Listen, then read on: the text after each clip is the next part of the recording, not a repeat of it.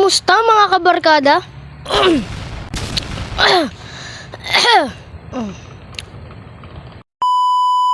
At kamusta mga kabarkada? So ngayon nagbabalik tayo ngayon. Yes, natagalan ako sa pag-upload. Grabe. So kung makikita nyo naman dyan is gagawa tayo ng ating towers.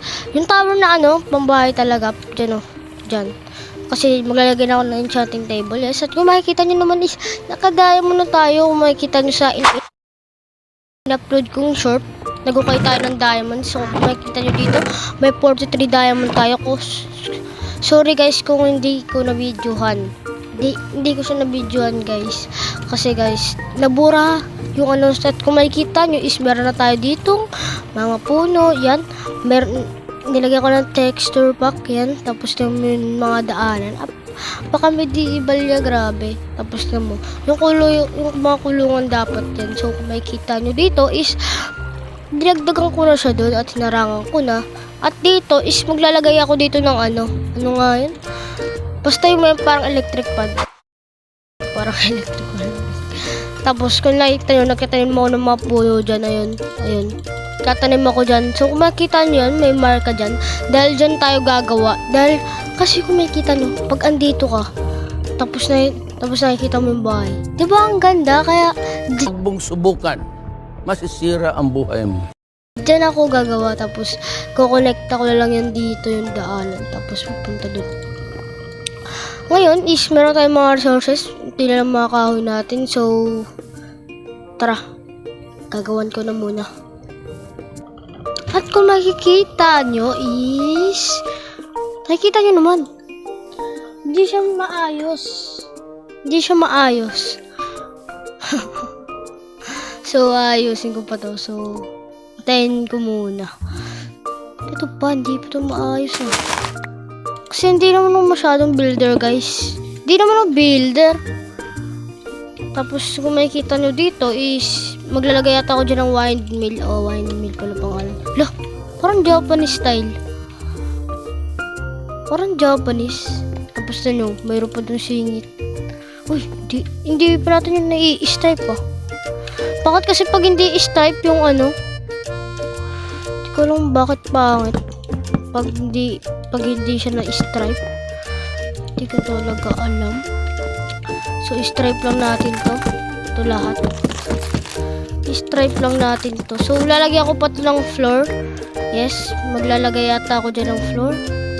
Or hindi na. Naglalagay lang ako dito ng floor. Mas maganda kasi pag may floor dito So, dapat dito. Dito yung daan na pataas. Para makita yung Tapos dito kailangan. Okay na yan. So, dito, aayusin ko pa yan. So, kung makikita mo, texture natin yan. So, tara na. Pagtalikod, transition muna. At kung makikita nyo, grabe. Transition na yun. Hindi yata yung transition Paano masabi? Kung makikita nyo, Japanese style ba yan na idol? Pero hindi naman. Tower na yan. Pero baka susunod. Sinisipod ako. Gago! Baka susunod is gagawa ko dito ng windmill dito kasi bagay yung ganda. Tapos sa likod may mga cherry blossom. Watch me, watch. Oh! Pwede na ito pong Grabe mo. Screenshot ko. I-screenshot natin yan. Grabe, ang ganda. Ang ganda yan. Pag in-edit ko pa to, mas lalong gaganda yan. Grabe. At kung makikita nyo dito is connect ko na. Tapos may mga puno na. May mga puno na din. Yan, tinanim ko na. Sobrang ganda. Grabe. So, dito hindi ko alam kung lalagay ko dito. Siguro farmer na lalagay ko dito. Tsaka makikita nyo. Gumanda yung natin. So, lalagyan ko pa ng mga kasi mas maganda. So, kung makikita nyo is may glass na tayo dito. Ang ganda ng glass natin. Grabe. Inayos ko na yan. May glass na dyan. Pag andito, kita-kita mo yung bayo. So, ngayon lang ako nakapag-upload ng episode natin dahil masyado akong busy na sa school. Yes, dahil pumapasok na ako. So, may kita nyo.